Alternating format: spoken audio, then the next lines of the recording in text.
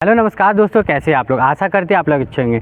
जितने भी यहाँ पर ई कल्याण के बच्चे हैं उन सभी का डाउट्स यहाँ पर क्लियर करने वाले हैं। जैसा कि आप जानते हैं कि ई कल्याण का पैसा कुछ जिलों में आ चुका है, कुछ जिलों में नहीं आया है। ठीक है, तो यहाँ पर बच्चों को देखिए, कुछ जो बच्चे को पैसा नहीं मिलता है डीएलसी अप्रूव होने के बाद भी, AA अप्रूव होने के बाद भी, तो उनको लगता है कि उस जिला में पैसा नहीं आया है, लेकिन एक्चुअली पैसा मिल रहा है। ठीक है, पैसा मिल रहा है, तभी तो बच्चे कॉमेंट करके बता रहे कि सर मुझे 6,000 मिला, सर मुझे 11,000 मिला। तो अब हम बात करने वाले हैं कि आप लोगों का वेरीफाई कब होगा और आप लोगों का पैसा कब मिलेगा। ठीक है, तो झारखंड के जितने भी ज़िले हैं, सबके जितने भी बच्चे आप लोग, झारखंड के हर ज़िले के बच्चे ये वीडियो देख रहे होंगे, ध्यान से पूरा वीडियो को समझना और सुनना, तब आपको यहाँ पर क्लियर हो पाएगा। जैसे कि एक नोटिस पहले आया था कि आपको 15 या 20 तारीख तक डीएलसी ऑफिसर अप्रूव करेगा। अगर आपका कोई भी दिक्कत है तो एडिट करके डाल लें, तो इससे अब कोई दिक्कत नहीं। इसका डेट बढ़ चुका है। अगर आपका अभी भी आपका एडिट ऑप्शन खुला ही है, ठीक है, इतना मैं बता देता हूँ कि आप जाके स्टेटस चेक करो, आपका एडिट ऑप्शन खुला है। अगर किसी भी कारणवश आपका पेंडिंग है, कुछ भी है, तो आप वहाँ पर जाके एडिट कर सकते हो, आय चाह सकते हो, जाति चाह सकते हो, मार्कशीट चाह सकते हो, कुछ भी कर सकते हो। ठीक है, अभी भी एडिट ऑप्शन खुला हुआ है। अब बात करते हैं कि जिस बच्चे का अप्रूव्ड बाय कॉलेज लिखा रहा है तो उसको क्या करना है। जिस भी बच्चे का यहाँ पर अप्रूव्ड बाय कॉलेज लिखा रहा है, ठीक है, और सिर्फ 15 दिन हुआ है तो कोई बात नहीं, और जिसका डीएनओ दिखा रहा है, ठीक है, अप्रूव्ड बाय डीएनओ, और सिर्फ 1 महीना हुआ है। बहुत बच्चे मुझे ऐसा कमेंट करे, सर अप्रूव्ड बाय डीएनओ 1 महीना, तो खुद मेरा जब मुझे ई कल्याण का पैसा मिला था तो अप्रूव्ड बाय डीएनओ होने के बाद 2 महीना लगा था डीएलसी होने में। ठीक है, 2 महीना लगा था डीएलसी अप्रूव्ड बाय डीएलसी होने में, तो आपको 2 महीना वेट करना पड़ेगा। ठीक है, फिर यहाँ पर बात करें जिनका डीएलसी अप्रूव्ड है और एक नोट लिखा हुआ है कि जब पैसा आएगा तो मिल जाएगा, तो उनका जैसे ही फंड, उनके ज़िला में जैसे ही फंड आएगा तो उस दिन उनको AA अप्रूव्ड होकर पैसा मिल जाएगा। अब मेरा एक दोस्त मुझे स्क्रीनशॉट भेजा कि उसका वहाँ पर अप्रूव्ड बाय AA ऑफिसर लिखा हुआ है, लेकिन उसको अभी तक 1 महीना से पैसा नहीं मिला। कारण कि दोबारा उस ज़िले में फ़ंड ही नहीं आया। तो जब उस ज़िले में फ़ंड आएगा दोबारा से, ये साहिबगंज की बात है, ठीक है, तो उस ज़िले में फ़ंड आएगा तभी ना मिलेगा। अब नेक्स्ट हम बात करते हैं दुमका के बारे में। ठीक है, दुमका में अगर मैं बात करूँ यहाँ पर, तो दुमका में सबसे बड़ा दिक्कत क्या है कि यहाँ पर 4 बार फंड आ चुका है। ठीक है, 4 बार फंड आ चुका है और 2 बार लास्ट आएगा, क्योंकि जितना फंड आया था उसको 6 भाग में इन्होंने बांटा था, तो 4 बार आ चुका है और 2 बार आएगा। तो दुमका के जितने भी बच्चे, आप लोग डरो नहीं, और 2 बार फंड आएगा तो आप लोगों को मिलेगा ही मिलेगा।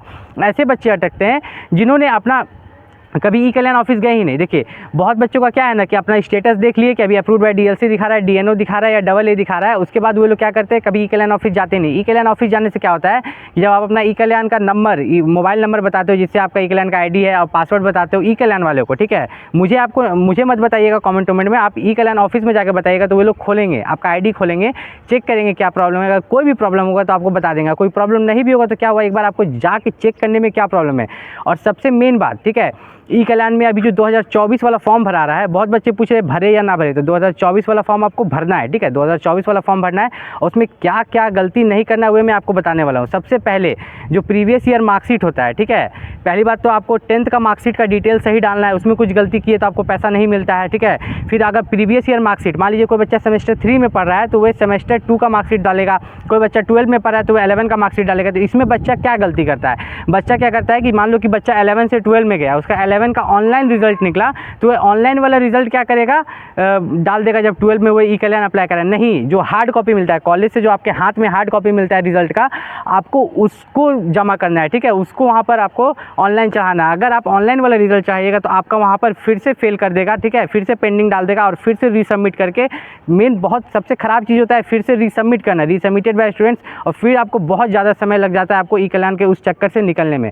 अगर मैं यहाँ पर बात करूँ, ये तो हो गया आपका मार्कशीट को लेके। अब हम बात करते हैं यहाँ पर जाति आय निवास। सबसे पहला जाति आय निवास में एक चीज़ होना चाहिए कि आपका जाति आय निवास ऑनलाइन वाला होना चाहिए। ठीक है, जो पहले ऑफलाइन वाला जाति आय निवास चलता था, वो ऑफलाइन वाला जाति आय निवास का अब कोई वैल्यू नहीं रह गया है, उसका मतलब आपको ऑनलाइन वाला चाहिए, ऑनलाइन वाला अपलोड कीजिएगा तभी पैसा मिलेगा। अब यहाँ पर बात करते हैं कि जो जाति आय निवास है, ठीक है, तो इसमें आय जो है, आय को बोलते हैं इनकम।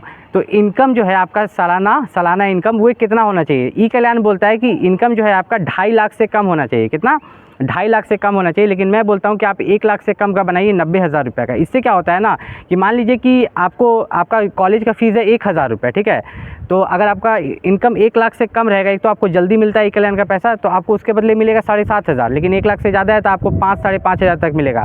ऊपर से अब यहाँ पर बात करते हैं रेसिडेंशियल सर्टिफिकेट और कास्ट सर्टिफिकेट के बारे में। तो रेसिडेंशियल सर्टिफिकेट आपका ज़्यादा पुराना नहीं, मतलब एक बार बनता है, ऑनलाइन वाला एक बार बन गया, ठीक है, ऐसा नहीं कि ऑफलाइन वाला बना हुआ होना चाहिए। फिर यहाँ पर बात करते हैं कास्ट सर्टिफिकेट के बारे में, ठीक है। तो कास्ट सर्टिफिकेट आपका ज़्यादा पुराना नहीं होना चाहिए, आपको कोशिश करना है कि कास्ट सर्टिफिकेट आपका नया वाला 2017 के बाद वाला होना चाहिए ई कल्याण के लिए, ठीक है। और कास्ट सर्टिफिकेट को लेके एक और डाउट रहता है बच्चों को कि कास्ट सर्टिफिकेट को मतलब यहाँ पर जैसे बनवाते हैं तो दो तरह का कास्ट सर्टिफिकेट बनता है। तो एक बनता है आपका स्टेट लेवल का, एक बनता है सेंट्रल लेवल का। तो कास्ट सर्टिफिकेट ई कल्याण में जब आप अप्लाई करें तो आप तो झारखंड के लिए अप्लाई करें, तो आपको जो कास्ट सर्टिफिकेट चाहिए वो कौन सा चाहिए, झारखंड वाला। तो कोई भी कास्ट सर्टिफिकेट आज ध्यान से समझ लीजिए, ऊपर में लिखा हुआ रहेगा under the government of Jharkhand, उस कास्ट सर्टिफिकेट के ऊपर में। अगर आप सेंट्रल वाला कास्ट सर्टिफिकेट अपलोड करते हैं तो वहाँ भी आपको रिजेक्ट कर दिया जाएगा। जैसे कि कोई भी गवर्नमेंट जॉब का फॉर्म भरते हैं तो वहाँ सेंट्रल मांगता है और ई कल्याण में स्टेट मांगता है। तो अगर आप गलती से सेंट्रल बना के रखे हैं और वो ई कल्याण में भर दे रहे हैं, ठीक है, तो आपको वहाँ पर ई कल्याण में रिजेक्ट कर दिया जाएगा। अब बात करते हैं कि पैसा आप लोगों को कब मिलेगा। तो यहाँ पर आपको 30 सितंबर से लेके, ठीक है, 30 सितंबर से लेके 10 अक्टूबर के बीच में, ठीक है, ये सितंबर का लास्ट महीना से लेके अगला महीना जो अक्टूबर है उसका 10 तारीख तक के बीच में बहुत सारे ज़िलों में यहाँ पर पैसा मिलेगा, ठीक है। और अगर मैं बात करूँ, ठीक है, अगर मैं बात करूं कि अगर इसमें भी आपको पैसा नहीं मिल पाया तो कब मिलेगा, तो आपको आखिरी दिसंबर तक पैसा मिलेगा ई कल्याण का। 2023 वाले बच्चों को आखिरी दिसंबर तक, एकदम 31 दिसंबर तक ई कल्याण का पैसा मिलेगा। शायद पिछले बार तो अगला महीना का मार्च तक चला गया था, ठीक, अगला साल का मार्च तक चला गया था। मतलब ऐसा भी हो सकता है कि ई कल्याण उस पैसा देने का डेट को एक्सटेंड करके 2025 के मार्च तक कर दे, क्योंकि ये फाइनेंशियल ईयर की तरह चलता है, ठीक है। जैसे ये 1 अप्रैल 2024 से शुरू हुआ ना, तो 31 मार्च 2025 तक आप लोगों को ई कल्याण का पैसा ये देते रहेगा 2023 वाला, ठीक है। तो जितने भी बच्चे हैं चिंता ना करें। और साथ ही साथ 2024 वाला अगर फॉर्म भर रहे हैं उसको लेके कोई भी डाउट है तो आप नीचे कमेंट करके पूछ सकते हैं। मिलते हैं अगले वीडियो में, तब तक के लिए नमस्कार।